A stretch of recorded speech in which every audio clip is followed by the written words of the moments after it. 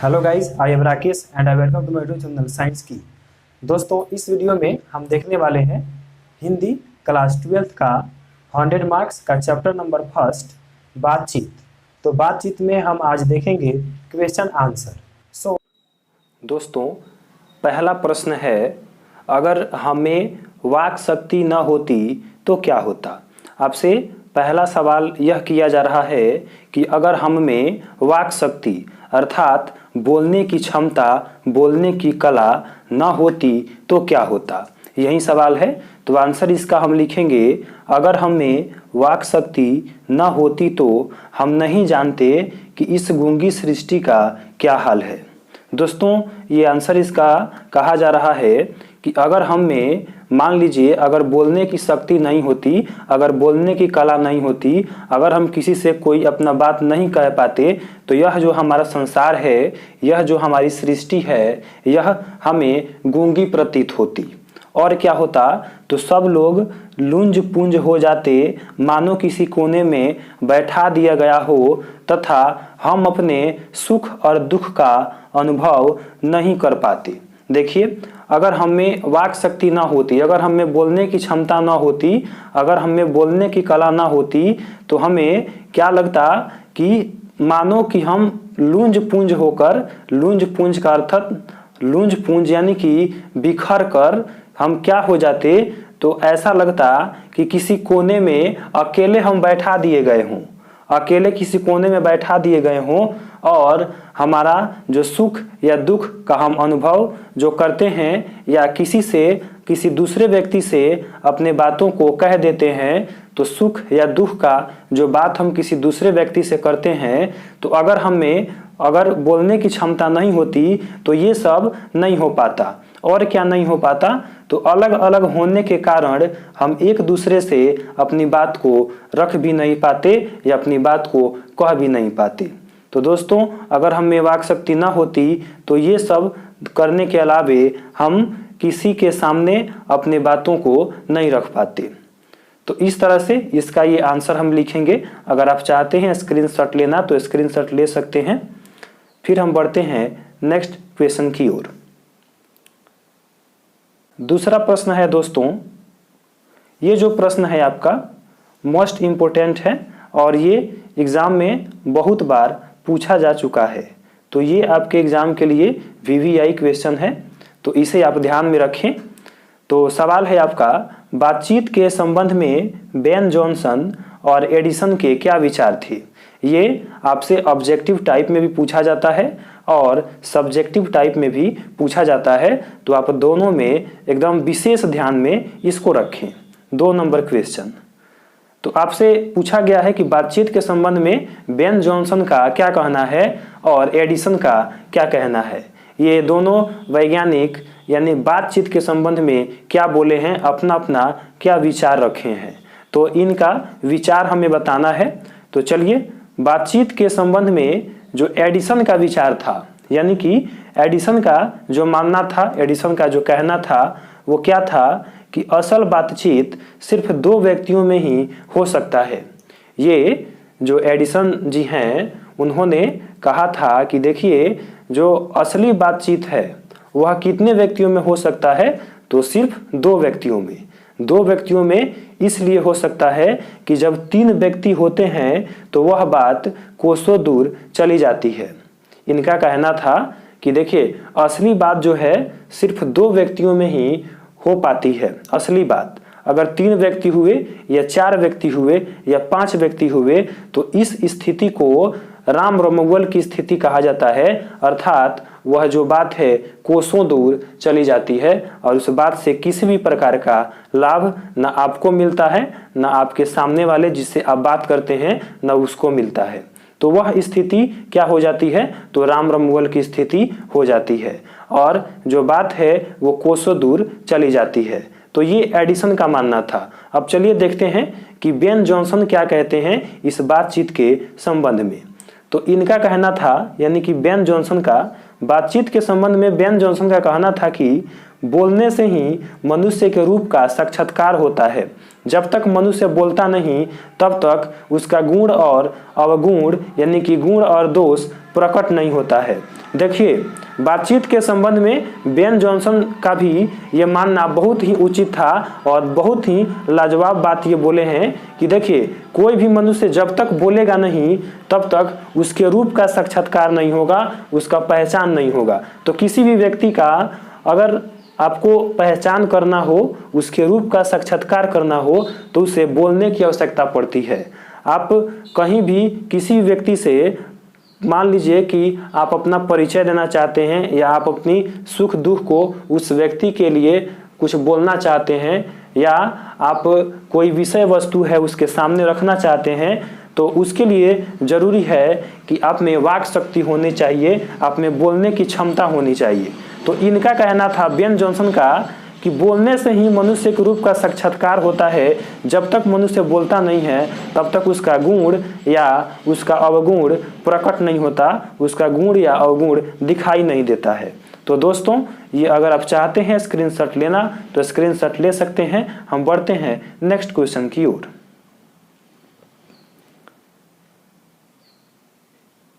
तीसरा क्वेश्चन है दोस्तों, आर्ट ऑफ कन्वर्सेशन क्या है। ये भी आपका VVI क्वेश्चन है एग्जाम के लिए। ये जो आर्ट ऑफ कन्वर्सेशन है इसे ऑब्जेक्टिव में 1 नंबर का क्वेश्चन पूछा जाता है, तो इसको भी आप ध्यान में रखें। और जो आंसर हमने लिखा है इसी आंसर में से ही आपसे ऑब्जेक्टिव टाइप क्वेश्चन पूछा जा सकता है, तो इसको भी आप ध्यान में रखें। तो चलिए आर्ट ऑफ कन्वर्सेशन हम देखते हैं। आर्ट ऑफ कन्वर्सेशन यूरोप के लोगों में बातचीत करने की एक हुनर है। देखिए, जो आर्ट ऑफ कन्वर्सेशन है ये यूरोप के लोग इसका इस्तेमाल करते हैं और यह क्या है तो बातचीत करने की एक हुनर है, एक कला है। इसकी पूर्ण शोभा काव्य कला प्रवीण विद्वान मंडली में है। इसकी जो पूरा तरह से जो पूरी शोभा होती है, जो काव्य कला होती है, वो एक विद्वान मंडली है। वह एक विद्वान, एक तरह से आप समझ सकते हैं एक समूह होता है, तो एक विद्वान मंडली है। इसमें ऐसे चतुराई के साथ कोई प्रसंग छेड़े जाते हैं कि जिसे सुनकर कान को अत्यंत सुख मिलता है। यह एक सुगोष्ठी है। सुगोष्ठी यानी कि यह एक मंडली आप समझ सकते हैं, यह एक मंडली है। इसमें बहुत ही सुलभता से कोई भी बात हम कर सकते हैं। इसमें कोई भी बात हो, कोई भी बातचीत करना हो, कोई भी विषय हो बातचीत का, वो आप बहुत ही आसानी से इस आर्ट ऑफ कन्वर्सेशन मंडली में कर सकते हैं और इसे सुनकर हमारे कानों को अत्यंत सुख मिलता है। तो दोस्तों, ये था आर्ट ऑफ कन्वर्सेशन। अगर चाहते हैं आप स्क्रीनशॉट लेना तो स्क्रीनशॉट ले सकते हैं। हम फिर देखते हैं नेक्स्ट क्वेश्चन।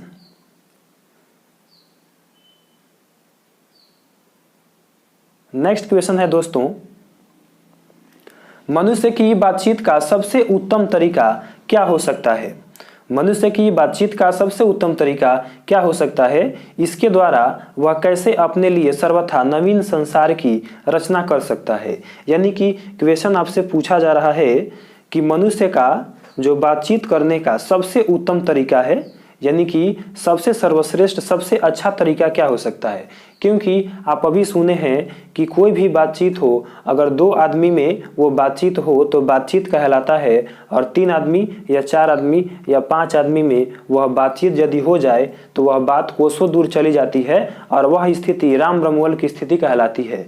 तो प्रश्न उठता है कि हम अपने बातचीत को कैसे करें कि वह स्थिति राम ब्रह्मवल में नहीं जाए।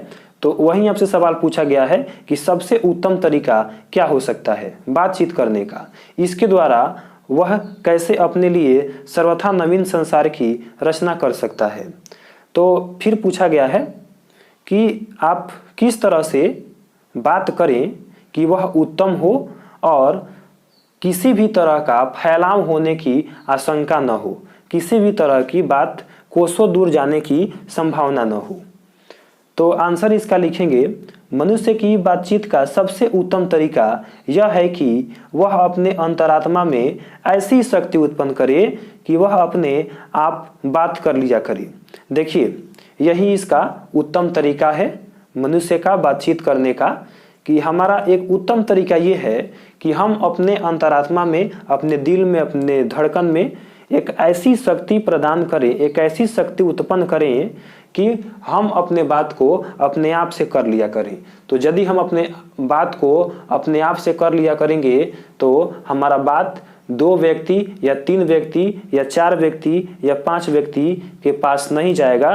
तो जब बात नहीं जाएगा तो हमारा जो विषय वस्तु है वह कोसों दूर नहीं जाएगा। तो सबसे उत्तम तरीका यही है कि आप अपने अंतरात्मा में ऐसी शक्ति उत्पन्न करें कि जिससे कि आप अपना बात स्वयं कर लें, अपने आप से ही अपना बात कर लें। तो इस प्रकार क्या होगा कि आप एक नए संसार की रचना कीजिएगा।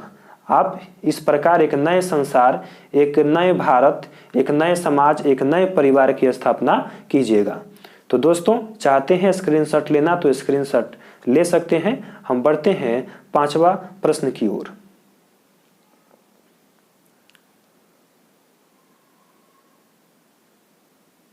दोस्तों, 5वां हमारा प्रश्न है कि व्याख्या करने वाला है, और ये जो व्याख्या करने वाला आपका क्वेश्चन होता है ये VVI होता है। और आप पेपर देखे होंगे या किसी भी तरह का प्रीवियस ईयर का पेपर या आप कोई गेस क्वेश्चन देखते होंगे तो ये सब पेपर में व्याख्या करने के लिए दिया रहता है। और आपके एग्ज़ाम वाला पेपर भी देखिएगा तो उसमें 5 नंबर का व्याख्या करने के लिए क्वेश्चन आपसे पूछा जाता है हिंदी में। तो ये मोस्ट इम्पोर्टेंट है कि आप व्याख्या करना जानें और कैसे आपको लिखना है ये तरीका भी आप जानें कि व्याख्या करने के लिए पहले पहले क्या लिखा जाता है और उसके बाद उसका जो शुरुआत है कैसे किया जाता है। तो चलिए पहले हम सवाल समझते हैं, उसके बाद उसका व्याख्या हम समझते हैं कि व्याख्या कैसे किया जाएगा। तो सवाल हमारा है 5 का क, हमारी मनोवृत्ति प्रति क्षण नई नई रंग दिखाया करती है। वह प्रपंचात्मक संसार का एक बड़ा आईना है जिसमें जैसी चाहो वैसी सूरत देख सकते हो। यह कोई दुर्घट की बात नहीं है। देखिए, यह जो पंक्ति है, इस पंक्ति के द्वारा बताया जाता है, इस पंक्ति के द्वारा मतलब कि बताया जाता है कि इस पंक्ति का अर्थ क्या होगा और इस पंक्ति के द्वारा जो इस चैप्टर के लेखक हैं वे क्या कहना चाहते हैं, यही बताया जाता है। तो व्याख्या का मतलब यही होता है कि कहीं से भी कोई भी पंक्ति आपको उठा के दे देगा और उस पंक्ति का आपको बताना है कि इस पंक्ति के द्वारा जो लेखक हैं चैप्टर के वे क्या कहना चाहते हैं। तो आप व्याख्या करने वाला जो भी प्रश्न हो उसको सबसे पहले आप क्या लिखें, तो प्रस्तुत पंक्ति बातचीत शीर्षक निबंध से ली गई है।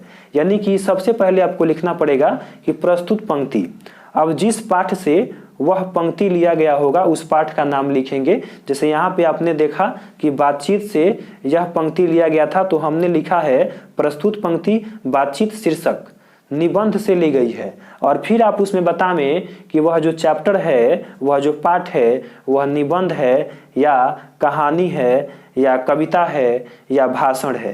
तो वहाँ पे ये चीज़ लिखना पड़ता है कि प्रस्तुत पंक्ति बातचीत शीर्षक निबंध से ली गई है। उसके बाद आप बतावें कि उस पाठ को कौन से लेखक लिखे हैं। तो आगे दूसरे स्टेप में ये बतावें आप कि लेखक बालकृष्ण भट्ट जी कहना चाहते हैं। अब आप उसके लेखक को बता दिए हैं, उनका नाम बता दिए हैं। तो अब आप बताइए कि उस पंक्ति के द्वारा लेखक क्या कहना चाहते हैं। तो आप यहाँ पे देख सकते हैं कि लेखक बालकृष्ण भट्ट जी कहना चाहते हैं कि हम अपनी बातों को कभी भी 3 व्यक्तियों से न कहकर मतलब कि 3 व्यक्तियों से न करें, क्योंकि 3 या अधिक लोग होने पर वह बात कोसों दूर चली जाती है। देखिए, ये कौन कह रहे हैं, तो मतलब कि लेखक के द्वारा ही कहा जा रहा है कि हम अपने बातों को क्या करें, तो कभी भी 3 व्यक्तियों से न करें, 3 व्यक्तियों से न करें, क्योंकि 3 या अधिक लोग होने पर बात कोसों दूर चली जाती है। इसलिए अपनी बातें खुद से कर लिया करें, क्योंकि यह एक संसार का प्रपंचात्मक आईना है जो एक चमनिस्तान है।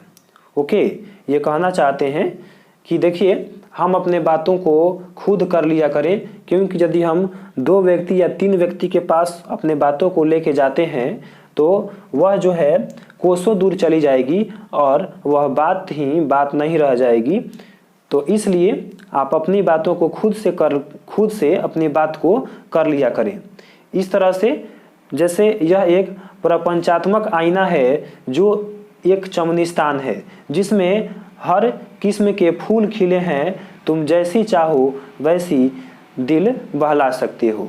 यानी कि एक तरह से आप मान सकते हैं कि यह एक आईना है, आप इसमें जिस तरह से मतलब कि सूरत देखना चाहिएगा उसी प्रकार सूरत आप देख सकते हैं, या जिस प्रकार से जिस किस्म के फूल खिलना आप चाहिएगा उसी प्रकार से आपका फूल खिला है और अपना दिल बहला सकते हैं। तो दोस्तों इस तरह से जब भी आपको व्याख्या करने वाला प्रश्न हो तो इस तरह से लिखें और इसमें बढ़ा चढ़ा कर लिखें। चलिए नेक्स्ट देखते हैं। स्क्रीनशॉट लेना चाहते हैं तो स्क्रीनशॉट ले सकते हैं। इसका ख हम देखते हैं, यानी कि 5 का ख। 5 का ख आपके सामने है। सच है जब तक मनुष्य बोलता नहीं तब तक उसका गुण और अवगुण प्रकट नहीं होता है। देखिए यह भी एक पंक्ति है और यह पंक्ति जब भी आपसे व्याख्या करने के लिए जब इस तरह से पूछा जाए तो हमने आपको सबसे पहले क्या बताया कि आपको सबसे पहले लिखना है कि यह पंक्ति किस पाठ से ली गई है और इस पाठ के जो लेखक हैं वे क्या बताना चाहते हैं। तो चलिए देखते हैं। प्रस्तुत पंक्ति बालकृष्ण भट्ट जी के द्वारा रचित बातचीत शीर्षक निबंध से ली गई है। ये तो हमने आपको पहले वाला में भी बताया कि ये चीज़ आपको लिखना है।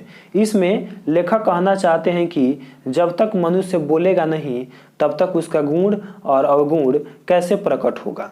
इसमें लेखक कहना चाहते हैं कि जब तक कोई भी व्यक्ति कोई बात नहीं बोलेगा तब तक सामने वाले को कैसे पता लगेगा, कैसे समझ में आएगा कि वह अपने गुण को प्रदर्शित करना चाहता है कि वह अपने अवगुण को प्रदर्शित करना चाहता है।